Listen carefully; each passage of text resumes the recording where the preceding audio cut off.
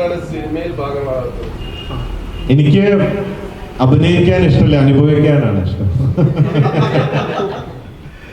സിനിമയിൽ ഒരുപാട് അവസരം വന്നിട്ടുണ്ട്, പക്ഷെ അഭിനയിച്ചിട്ടില്ല. എന്തോ അങ്ങനെ തോന്നിയിട്ടില്ല. ഞാൻ മന്ത്രിയാവില്ല, നടനാവില്ല, അങ്ങനെയൊക്കെ. പിന്നെ അതിന്റെ കാരണം അഭിനയിക്കാന്ന് പറഞ്ഞു കഴിഞ്ഞാൽ അത്ര എളുപ്പമുള്ള കാര്യമൊന്നുമല്ല. ഭയങ്കര കഷ്ടപ്പാട് എന്തൊക്കെ കാണാം. ഞാൻ 1-2 ഷൂട്ടിംഗ് കണ്ടപ്പോൾ ഞാൻ തീരുമാനിച്ചു ഇപ്പൊ ഒരു ഷോർട്ട് കട്ട് വന്നിട്ടുണ്ട്, അതുകൊണ്ടൊരു ചാൻസ് നോക്കുന്നുണ്ട്. AI വെച്ചിട്ട് നമ്മൾ അഭിനയിക്കാതെ തന്നെ ചെറിയ ചെറിയ ഭാഗങ്ങളൊക്കെ ഷൂട്ട് ചെയ്തിട്ട് ബാക്കി AI വഴി ചെയ്യാന്ന് പറയുന്നുണ്ട്. അങ്ങനെയാണെങ്കിൽ മർഡോണേനെയും ബ്രൂസ്ലീനെയും ഒക്കെ വെച്ചിട്ട്, ബ്രൂസ്ലിയുടെ പെർമിഷൻ ആയിട്ടില്ല, ട്രെയിൻ 3 സൂപ്പർ ഹീറോസ് വെച്ചുകൊണ്ട് ഒരു ഇങ്ങനെ ഒരു ലീഡിങ് OTT പ്ലാറ്റ്ഫോമിൽ കുറച്ച് 2-3 വർഷത്തേക്ക് പോകാനുള്ള നല്ല അടിപൊളി ഒരു കഥയുണ്ട്. അത് വെച്ചിട്ട് ഇങ്ങനെ ചെറിയ ഭാഗങ്ങളൊക്കെ ഒന്ന് നോക്കുന്നുണ്ട്. നോക്കട്ടെ, ഇങ്ങനെയാണെന്ന് അറിയില്ല. അങ്ങനെ ചിലപ്പോ ഒരു സൂപ്പർ ഹീറോ ആവാൻ ചാൻസ് ഉണ്ടെങ്കിൽ, അങ്ങനെ ഒരു ലക്കം അവിടെ എടുക്കുന്നുണ്ടെങ്കിൽ ഒന്ന് ശ്രമിച്ച് നോക്കണമെന്നുണ്ട്.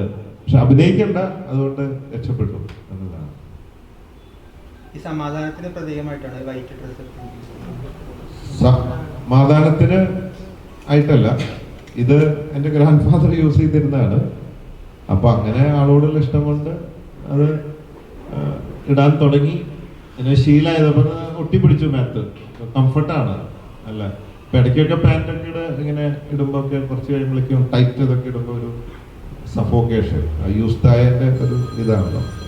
ഇതാകുമ്പോ ACDC എന്നൊക്കെ പറയുന്ന പോലെ വളരെ ഫ്രീയാണ്. കാറ്റുകടത്തിലൊക്കെ ആയിട്ട് സുഖമാണ്. പിന്നെ ഒരു ഐഡന്റിറ്റിയാണ്. എവിടുന്ന് കണ്ടാലും അറിയാൻ, 1 കിലോമീറ്റർ കണ്ടാലും. പിന്നെന്താ, ചിലയിടത്തൊക്കെ ചെല്ലുമ്പോൾ പിച്ചക്കാരൻ വരുന്നു എന്നുള്ള പോലെ കാണുന്നുണ്ടാവും. എന്നാലും അങ്ങനത്തെ അനുഭവങ്ങൾ ഉണ്ടാവാറുണ്ട്. അവിടെ കൽക്കട്ടയിലെ ഒരു ബാറിൽ പോയപ്പോൾ അവിടെ ബീർ ഓർഡർ ചെയ്തപ്പോൾ ആദ്യം വന്ന് കാശ് വാങ്ങി. അപ്പൊ ഈ അപ്പുറത്തുള്ളവരോടൊക്കെ ചോദിച്ചിട്ട് എന്താ ആദ്യം കാശ് ചോദിക്കുന്നത്, നിങ്ങൾ അങ്ങനെയാണോ? അല്ല, ഞങ്ങളൊക്കെ ലാസ്റ്റ് കൊടുക്കണേന്നുള്ളത്. അപ്പൊ ഈ കുടിയന്മാരൊക്കെ എപ്പോഴും ഒരു ഐക്യാവൂല്ലോ പെട്ടെന്ന്. ഞാൻ കുടിയനൊന്നല്ല, ഒരു ലിമിറ്റഡ് വേയിലുള്ള, അല്ലാണ്ട് ഓവർ കുടിക്കാനാണോന്നല്ല. ഇച്ചിരി ഒരു ബീർ അടിക്കാല്ലേ, ഇച്ചിരി അങ്ങനെ ചെറിയ രീതിയിലുള്ള പരിപാടി. അപ്പോ വെയിറ്ററുടെ അടുത്ത് ചോദിച്ചപ്പോ ഇല്ല ഒന്നുമില്ല അങ്ങനെ എന്ന് പറഞ്ഞു. അപ്പൊ എന്നെ കണ്ടപ്പോ അവിടെ റിക്ഷ ഉണ്ടല്ലോ, സൈക്കിൾ റിക്ഷ ഉണ്ട്. അതൊക്കെ മിക്കവാറും ഇതുപോലത്തെ മുണ്ടെടുത്ത ആൾക്കാരാണ്. അപ്പൊ അവര് വന്നിട്ട് കാശ് തരാണ്ട് പോകും എന്ന് ഓർത്തിട്ടാണ് അഡ്വാൻസ് ആയിട്ട് കാശ് എൻ്റെ വാങ്ങിച്ചത്. അപ്പൊ അങ്ങനെ ചില സ്ഥലത്ത്, അറിയപ്പെടാത്ത സ്ഥലത്തൊക്കെ നമ്മളൊരു പിച്ചക്കാരനെ പോലെയൊക്കെ കാണാറുണ്ട്.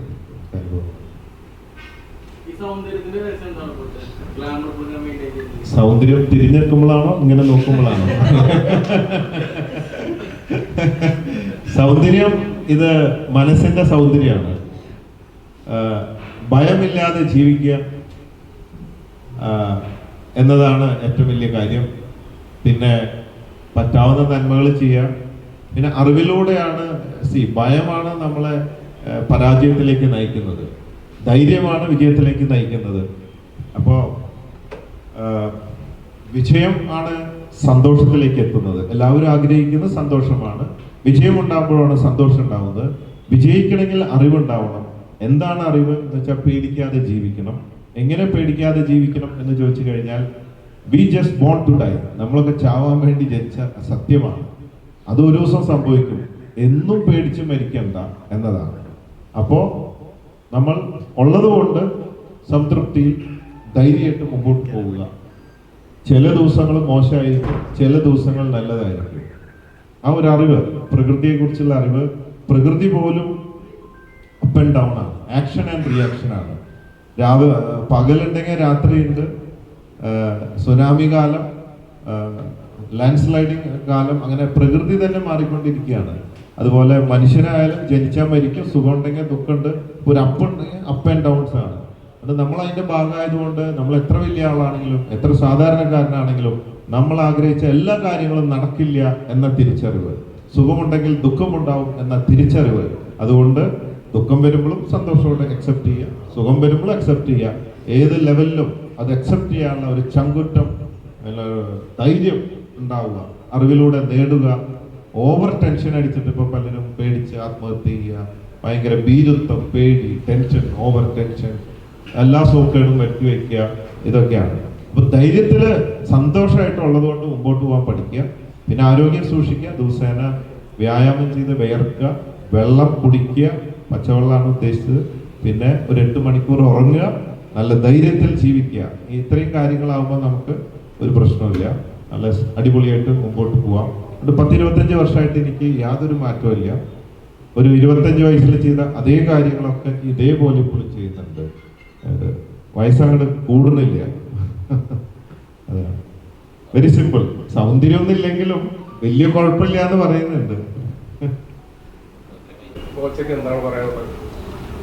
2025 കടക്കുമ്പോൾ നമ്മൾ ഈ നേരത്തെ പറഞ്ഞ പോലെ കുറച്ചും കൂടെ ആക്റ്റീവ് ആവണം. നമ്മൾ ഓരോ വർഷം കഴിയുന്തോറും നമ്മൾ പുരോഗമന ചിന്താഗതിയിലേക്ക് കടക്കണം.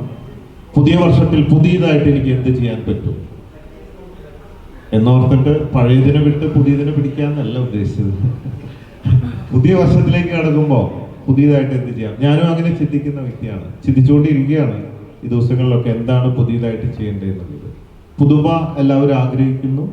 അതുകൊണ്ട് തീർച്ചയായിട്ടും പഠിപ്പിലാണെങ്കിലും ബിസിനസ്സിലാണെങ്കിലും ജോലിയിലാണെങ്കിലും even social media whatever it is, നമ്മുടെ മുമ്പിൽ കാണുന്നതിലൊക്കെ അവസരങ്ങളുണ്ട്. ആ പുതുമകൾ നമ്മൾ അന്വേഷിച്ചുകൊണ്ടിരിക്കണം എന്ന് തന്നെയാണ് ഞാൻ പറയുന്നത്. അബ്ദുൾ റഹീമിന്റെ ഇഷ്യൂ അത് മോചനം വീണ്ടും നീളുന്നു എന്നാണ് അറിയാൻ കഴിയുന്നത്. അപ്പൊ അതിന്റെ എന്തെങ്കിലും അപ്ഡേറ്റ്സ് പറഞ്ഞിട്ടുണ്ടോ? അബ്ദുൾ റഹീമിന്റെ ഇങ്ങനെ നീണ്ടു പോവാ. ഞാൻ അവിടെ വിളിച്ചൊക്കെ അന്വേഷിക്കുന്നുണ്ട്.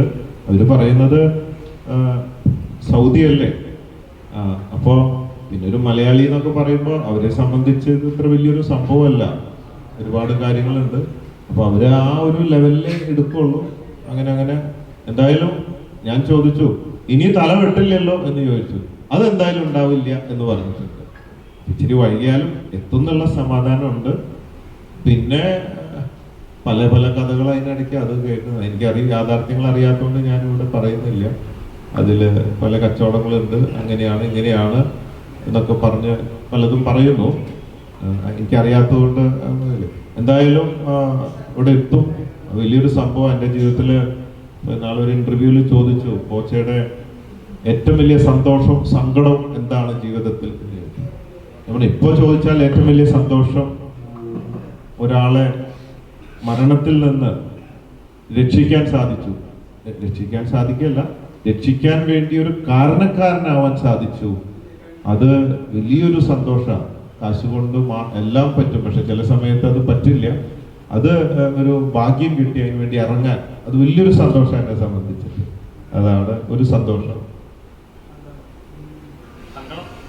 സങ്കടം നമ്മൾ ചെയ്യാത്ത കുറ്റം ആരോപിക്കപ്പെടുമ്പോൾ ഉണ്ടാവുന്നതാണ് ഉള്ള കാര്യങ്ങളൊക്കെ. ഇപ്പോൾ അബ്ദുൾ റഹീമിന് ഞാൻ 1 കോടി രൂപ കൊടുത്തു.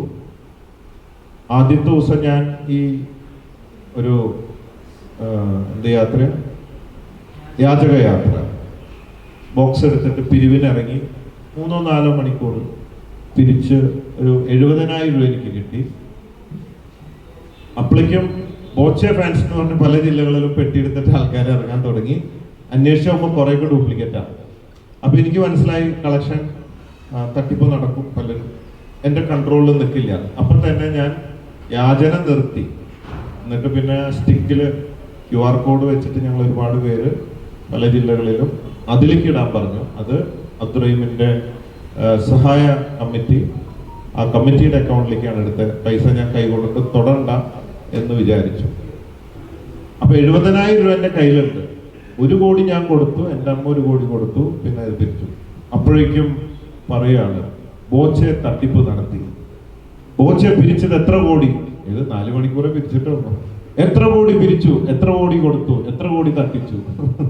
അല്ല, അതൊന്നും എനിക്ക് പ്രശ്നമില്ല. ഇതൊക്കെ വരുന്ന അറിഞ്ഞിട്ട് തന്നെയാണ്. ആദ്യമായിട്ടാണ് പിരിവെടുക്കണേ ലൈഫിൽ.